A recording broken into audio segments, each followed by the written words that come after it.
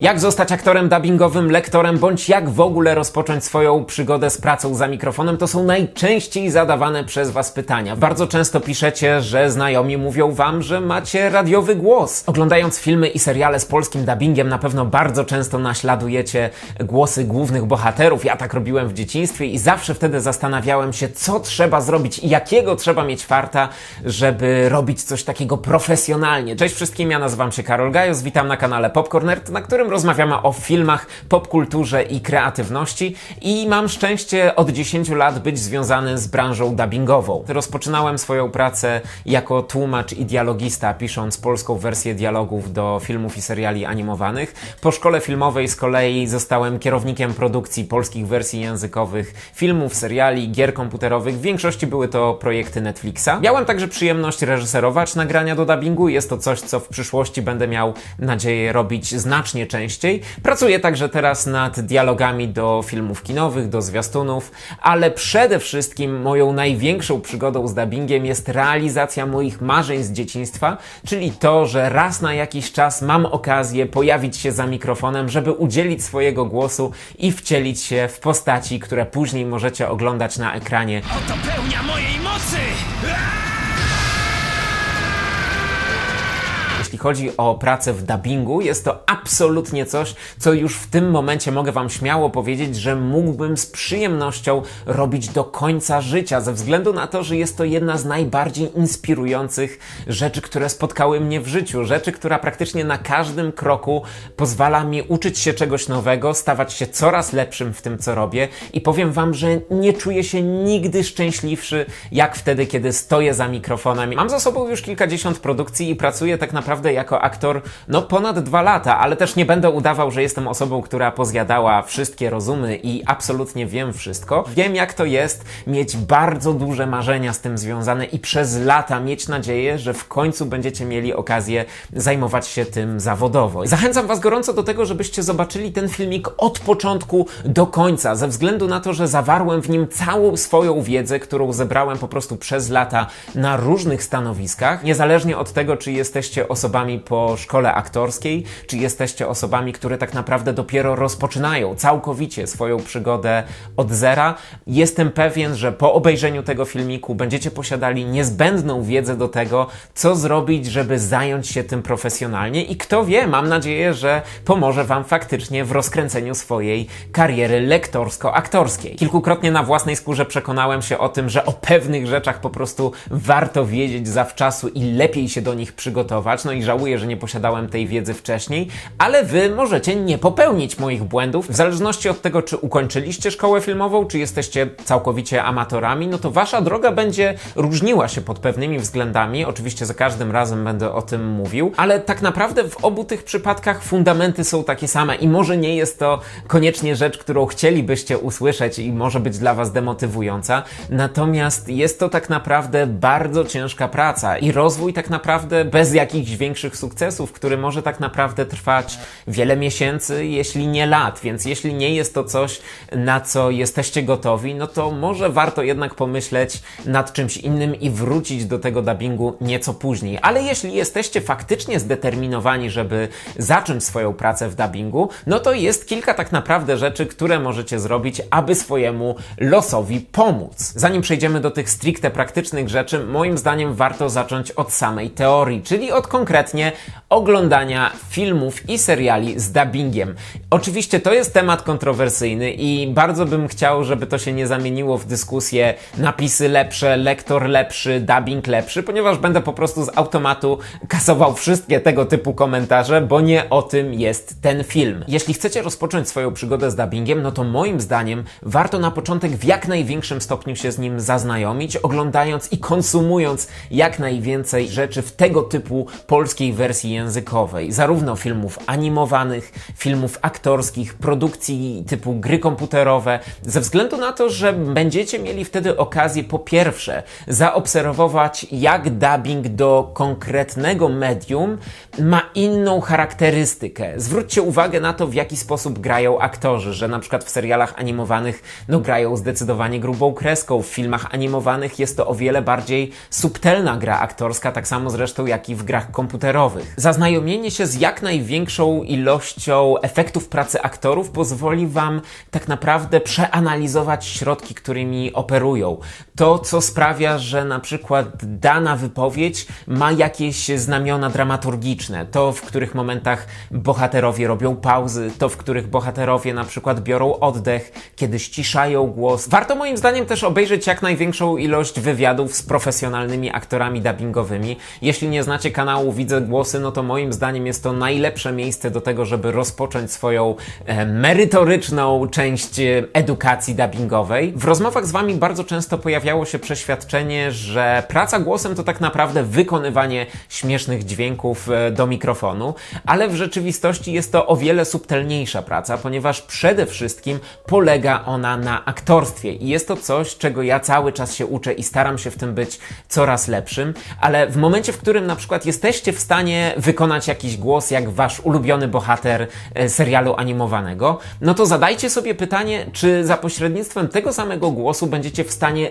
równie wiarygodnie przekazać smutek, radość, rozczarowanie, strach. Zdecydowanie lepiej przede wszystkim jest poznać swój własny, naturalny głos. Ja wiem, że za każdym razem, kiedy robię spotkanie dubbingowe, no to zadaję publiczności pytanie, kto z was nienawidzi swojego głosu i praktycznie cała sala podnosi ręce łącznie ze mną, ale generalnie należy się do swojego własnego głosu przekonać, ze względu na to, że oczywiście my jesteśmy swoimi najostrzejszymi krytykami i po odsłuchaniu swego głosu na, powiedzmy, dyktafonie, no będzie brzmiał on zdecydowanie inaczej niż my go sami słyszymy. Oczywiście głos jako narzędzie jest bardzo ważny i zaraz porozmawiamy dokładnie o jego rozwoju, ale równolegle moim zdaniem bardzo istotne jest to, abyśmy poznawali i rozszerzali swoje zdolności aktorskie. Jeśli nie kończyliście szkoły aktorskiej, może warto w takim razie wybrać się na kilka zajęć bądź zapisać się na jakiś kurs.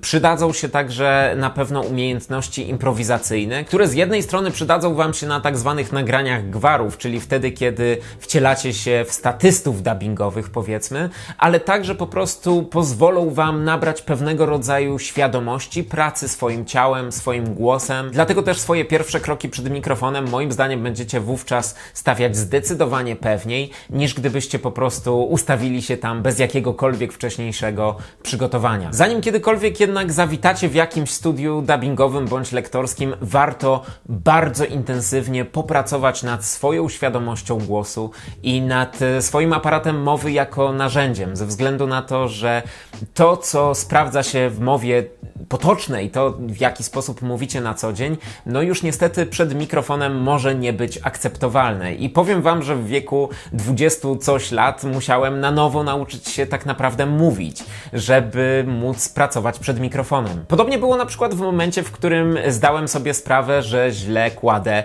akcenty przy odmianie czasowników i zamiast powiedzieć widzieliśmy, tak jak mówię teraz, mówiłem widzieliśmy. Na pewno warto było także popracować nad odpowiednim stawianiem oddechów, w których miejscach w ogóle bierzemy oddech i w jaki sposób to robimy. Zrobiłem prawdziwą masę ćwiczeń dykcyjnych, które pozwoliły mi tak naprawdę zorientować się, z czym mam problem w trakcie artykulacji i na przykład teraz jestem w stanie powiedzieć rozrewolweryzowany rewolwerowiec rozrewolweryzował rewolwer. Co akurat, wierzcie mi, na samym początku było prawdziwym koszmarem. Zdecydowanie jedną z najważniejszych rzeczy, zarówno w przypadku kobiet i mężczyzn, jest świadoma praca przeponą, ze względu na to, że to właśnie ona sprawia, że nasz głos pracuje o wiele dźwięczniej niż jak mówimy bezpośrednio, obciążając przede wszystkim gardło. To też na przykład sprawiało, że bez odpowiedniego przygotowywania merytorycznego, kiedy nagrywałem różne potwory, no to już po pół godziny mój głos był absolutnie zdarty. Natomiast teraz, kiedy gram bardziej przeponowo, no to potrafię na przykład i krzyczeć przez 3 godziny i oczywiście no nadal jest to gdzieś obciążające dla mojego głosu, ale zaskakująco o wiele szybciej się regeneruje i na przykład po kilkunastominutowej przerwie jestem w stanie nagrywać dalej. Pamiętajcie, rąk nie używamy! Panie sędzio, karny! Kto tu zagwizdał? Każdy z nas ma tak naprawdę preferowaną melodię i tempo mówienia i warto tak naprawdę poćwiczyć, żeby w jak największym stopniu to zróżnicować, ponieważ ja na przykład mówię z automatu bardzo szybko i też tak nagrywałem różne rzeczy i jeden z reżyserów właśnie bardzo zwrócił na to uwagę, ucząc mnie, że w pauzach i w tym, że gdzieś malujemy i bawimy się tym głosem, głosem kryje się prawda, ale kryją się właśnie też największe emocje i należy być świadomym tych pauz jako jednego z głównych narzędzi aktorskich. Akcenty także oznaczają to, że wypowiadając jakieś zdanie, w momencie, w którym położymy nacisk na któreś ze słów, tak naprawdę całe zdanie może mieć zupełnie inny wydźwięk. W internecie jest oczywiście wiele filmików, które powiedzą wam, jak pracować świadomie ze swoim głosem. Natomiast jeśli macie na przykład jakieś wady wymowy, no to gorąco zachęcam was do tego, żebyście nie walczyli z tym sami, ze względu na to, że możecie tak naprawdę gdzieś popełnić dodatkowe błędy, o których nie będziecie mieli pojęcia, a w ten sposób pracując ze specjalistą, no to będziecie też mieli obiektywną opinię na temat waszych umiejętności. Wydaje mi się, że tak naprawdę każdemu spotkanie z logopedą, foniatrą i innymi specjalistami w dziedzinie pracy głosem może się bardzo przydać. Nawet jeśli nie planujecie swojej przygody z dubbingiem, tylko po prostu chcecie w ciekawszy sposób opowiadać, bądź po prostu w trakcie dłuższych wypowiedzi czujecie, że boli was gardło. Moim zdaniem jedną z najważniejszych rzeczy, którą warto się nauczyć, są rozgrzewki głosowe, ponieważ bardzo szybko zorientujecie się, że jest ogromna różnica, jeśli nie zrobicie tego przed nagraniami i warto po prostu rozgrzać odpowiednio struny głosowe, żuchwę, język, tak żebyśmy po prostu nie mieli problemów z jakimiś zbitkami językowymi. Pamiętajcie, że aktorstwo samo w sobie jest bardzo trudną sztuką i jeśli nie będziecie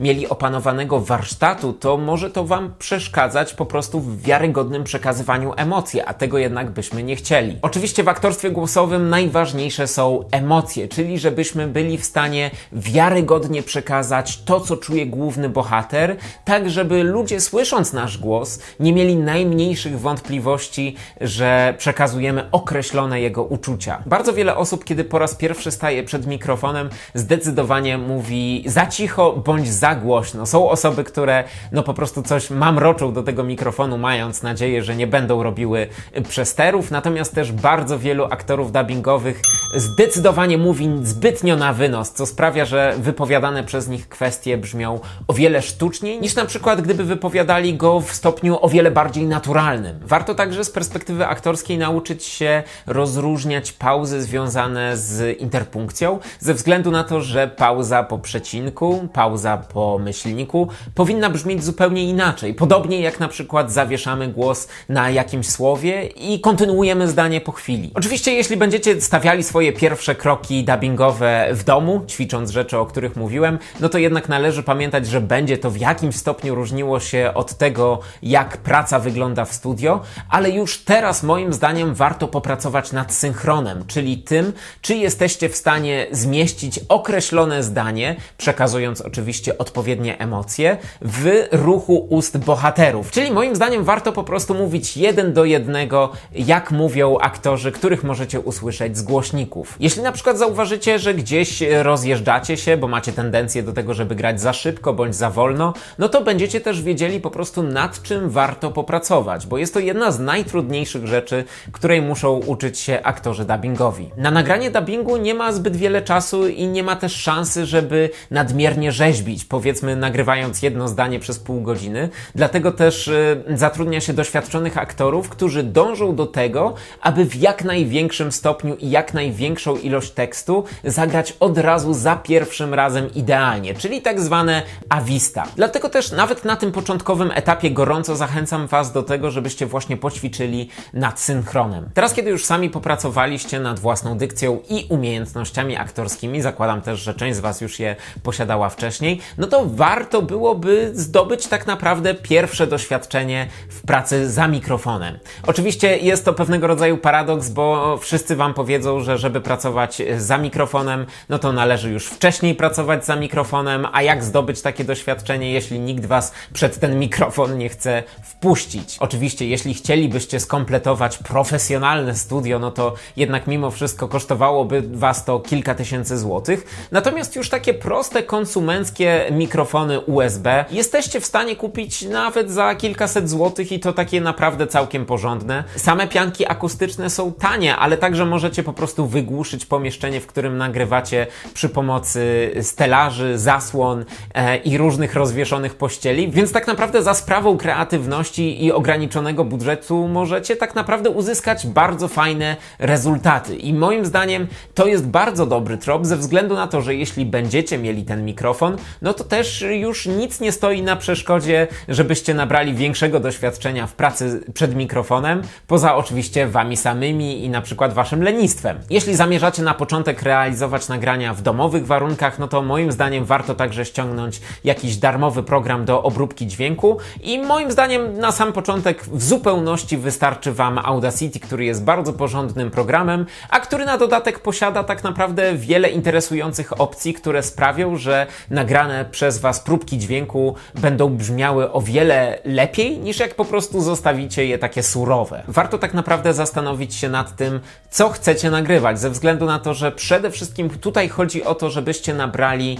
pewnego rodzaju pewności siebie w pracy przed mikrofonem. Zaufajcie mi, im więcej czasu spędzicie nagrywając różne rzeczy, tym bardziej zaowocuje ta praca na późniejszym etapie. Tym bardziej, że w dzisiejszych czasach jest tak naprawdę kilka bardzo fajnych opcji do tego, żeby nie tylko nagrywać dla samego nagrywania, ale także otrzymać bardzo konkretny feedback na temat swoich umiejętności. Pierwszą z nich jest na przykład zjawisko fandubbingu, czyli są to tak naprawdę półamatorskie bądź amatorskie dubbingi realizowane bardzo często przez pasjonatów, bardzo często uzdolnione osoby, które także później rozpoczynają profesjonalną pracę w dubbingu, tak jak to było na przykład w przypadku Marty Czarkowskiej, a także Agnieszki Wiśniewskiej, które właśnie swoje pierwsze kroki stawiały w amatorskich przeróbkach swoich ulubionych bajek. Warto rozejrzeć się w internecie, czy to na YouTubie, czy na rozmaitych forach, czy na Discordzie różnych grup fandaberskich.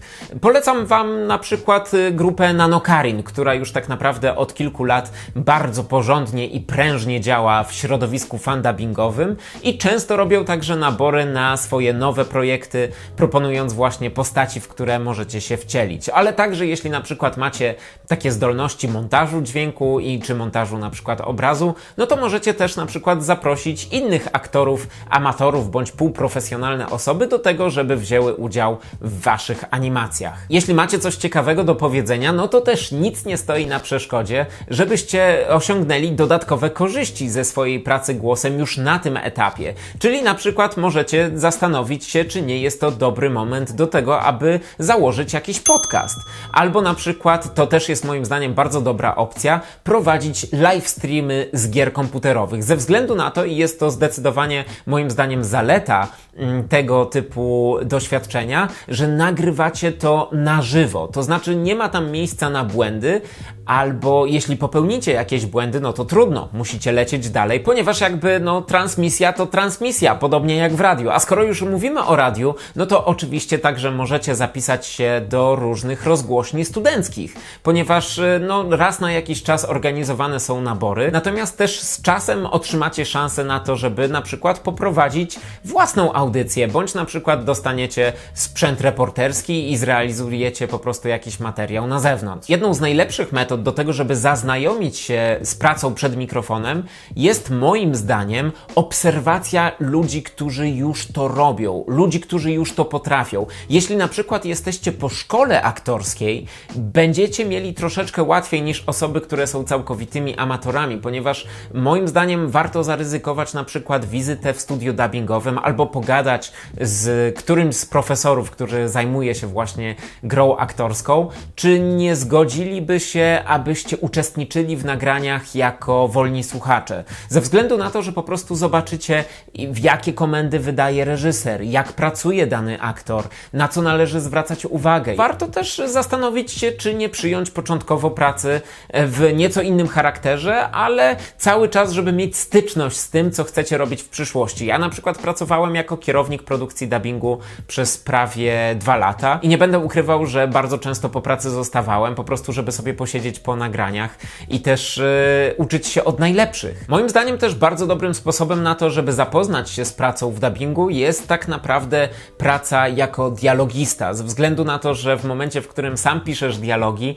tak naprawdę musisz wcielić się we wszystkie postaci, żeby sprawdzić, czy to, co wymyśliłeś, leży w kłapie i czy przy okazji ma sens. Swoją drogą dajcie koniecznie znać w komentarzu, czy bylibyście także zainteresowani takim kompleksowym poradnikiem, jak zostać dialogistą, bo krok po kroku prowadziłem kiedyś kurs i myślę, że całkiem nieźle byłbym w stanie przekazać wam swoją wiedzę także w tym temacie. Kolejną, moim zdaniem, bardzo dobrą metodą do tego, aby poćwiczyć swoje umiejętności pracy głosem, swoje umiejętności aktorskie, ale właśnie o specyfice dubbingowej, a także żeby po prostu zorientować się, na jakim etapie rozwoju jesteście, jest wybranie się na jeden z kursów dubbingowych, które oferują różne studia dubbingowe. Na takim kursie spotkacie się z wieloma profesjonalistami, którzy pracują w branży od lat, zarówno w charakterze realizatora dźwięku, zarówno w charakterze reżysera, jak i aktora, i też dowiecie się, nad czym powinniście pracować, a może już jesteście na takim etapie,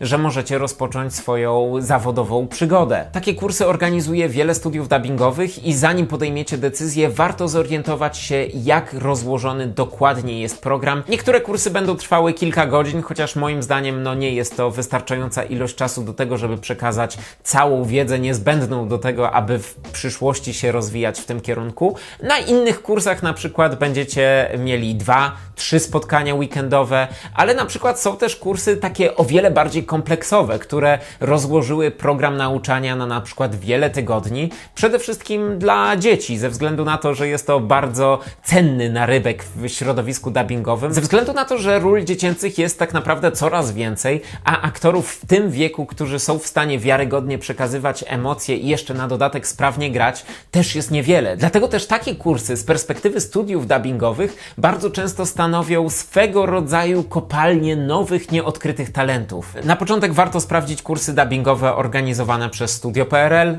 SDI Media, Film Factory Studio, a także Start International. Bardzo ciekawe kursy organizuje także Centrum Edukacji Medialnej Polskiego Radia i zdecydowanie warto je obczaić. Teraz muszę być z Wami szczery i wiem, że część z Was będzie rozczarowana, ale kursy nie należą do tanich rozrywek. Niektóre z nich kosztują od kilkuset złotych do nawet i kilku tysięcy. Natomiast jeśli nie jesteście osobami, które mają odpowiednie profesjonalne aktorskie przeszkolenie, no to faktycznie rozpoczęcie pracy z mikrofonem może być dla Was dosyć trudne. Nie jest to oczywiście jedyna droga do tego, żeby rozpocząć swoją pracę przed mikrofonem, natomiast ona zwiększa Wasze prawdopodobieństwo do maksimum, ze względu na to, że na przykład w niektórych studiach jest to jedno z pierwszych pytań, które usłyszycie, czy właśnie kończyliście szkołę aktorską, bądź jakiś kurs. Zdaję sobie sprawę z tego, że te kwoty nie brzmią szczególnie zachęcająco, natomiast po prostu potraktujcie to jako inwestycje, zwłaszcza jeśli myślicie poważnie o przyszłości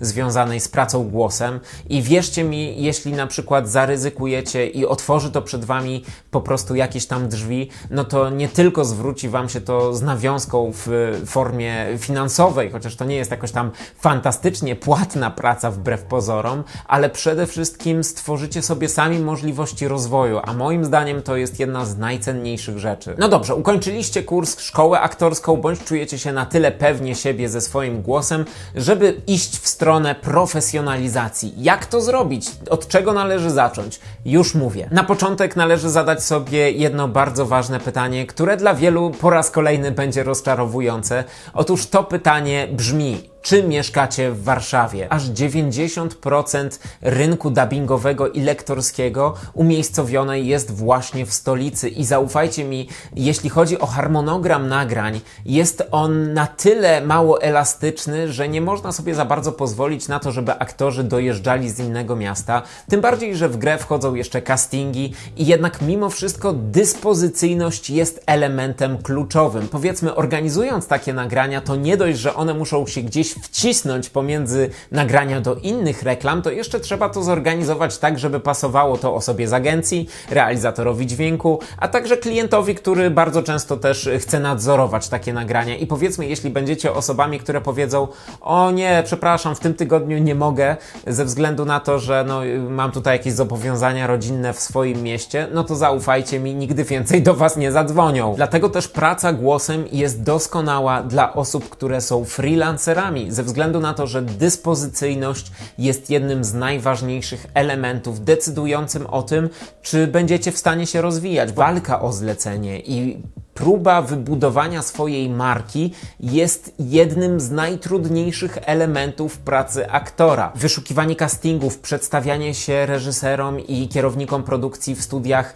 dubbingowych i lektorskich, to wszystko zajmuje bardzo dużo czasu i należy być dyspozycyjnym w ciągu dnia. Studiów lektorskich i studiów w ogóle nagraniowych w Warszawie jest aż tak dużo, że samo przejście do każdego z nich i złożenie jednorazowej, powiedzmy, wizyty wizyty spokojnie zajmie Wam 2 miesiące codziennej pracy, więc nie spodziewajcie się natychmiastowych sukcesów. Oczywiście życzę Wam ich, natomiast jednak mimo wszystko należy się nastawić, że przez 2 miesiące będziecie robili tylko to i możecie nie zobaczyć tak naprawdę ani jednego rezultatu, co oczywiście samo w sobie jest ogromnie demotywujące. Jeśli jesteście osobami po szkole aktorskiej, zachęcam Was do tego, żebyście po prostu wybrali się do studia dubbingowego albo do wszystkich studiów dubbingowych, które znajdziecie. Nie radzę Wam tego robić, jeśli jesteście amatorami, ze względu na to, że po prostu zostaniecie zapamiętani jako amatorzy, nawet jeśli później zrobicie kurs dubbingowy, będzie bardzo ciężko Wam stworzyć sobie kolejną szansę na to, żeby zrobić pierwsze wrażenie. Więc jeśli jesteście po szkole aktorskiej, wybierzcie się do studiów dubbingowych, zapytajcie kierowników produkcji o możliwość przedstawienia się reżyserom, zostaniecie do nich pokierowani i w trakcie rozmowy z reżyserami po prostu bądźcie sobą. Powiedzcie, jaką szkołę ukończyliście, jakie macie doświadczenie dotychczasowe w pracy przed mikrofonem i zapytajcie po prostu o możliwość zostania zaproszonym na gwary, czyli takie nagrania, w których nagrywa się powiedzmy statystów dubbingowych, czyli nie wiem, powiedzmy macie scenę, w której leci kometa i macie tłum statystów, którzy krzyczą: o nie, kometa! No to właśnie to są gwary. I to jest o tyle dobre, że w trakcie nagrywania z całym zespołem, bo to często nagrywa się z 6 aktorami, 3 aktorami, no to jednak mimo wszystko w kupie siła i na przykład nabieracie też więcej pewności siebie. A po drugie, po nagraniach gwarów bardzo często nagrywane są epizody, czyli na przykład postaci, które mają do wypowiedzenia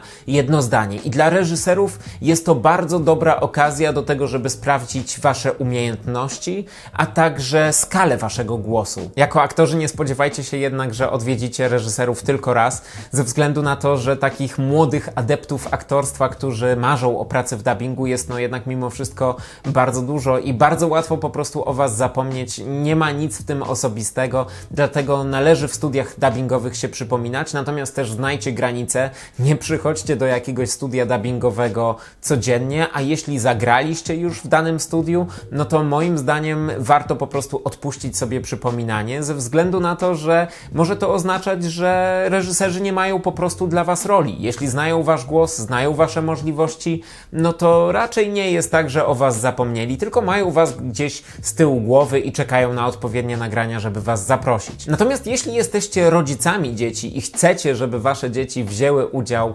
w nagraniach dubbingowych, no to warto z takim dzieckiem właśnie się zgłosić też do studia dubbingowego, pod warunkiem, że jednak mimo wszystko dziecko ma już jakieś doświadczenie aktorskie bądź dubbingowe. Bardzo wiele tak zwanych dubbingowych dzieci na przykład brało także udział w spektaklach chociażby Teatru Roma. Warto też, wybierając się do niektórych studiów nagraniowych, przygotować się i mieć nagrane profesjonalne demo dubbingowe. Pozwoli Wam zaprezentować brzmienie Waszego głosu, a także Waszych umiejętności aktorskich i są na przykład kierownicy produkcji i reżyserzy, którzy obsadzając nowe projekty, oczywiście poza aktorami, z którymi już dotychczas mieli okazję współpracować, no to właśnie odsłuchują sobie różne próbki, żeby dobrać do nieco mniejszych ról, bądź ról bardziej charakterystycznych. Takie demo tak naprawdę w najprostszej wersji może składać się z Waszego głosu, w którym witacie słuchaczy, bądź na przykład czytacie jakąś randomową próbkę literatury, żeby posłuchać, w jaki sposób intonujecie, w jaki sposób operujecie swoim głosem.